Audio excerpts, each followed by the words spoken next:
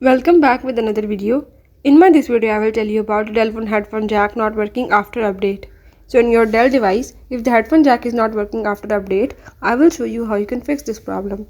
Watch the video till end, follow all the steps, and if you are new to my channel, don't forget to subscribe. Now let's watch the video and learn it.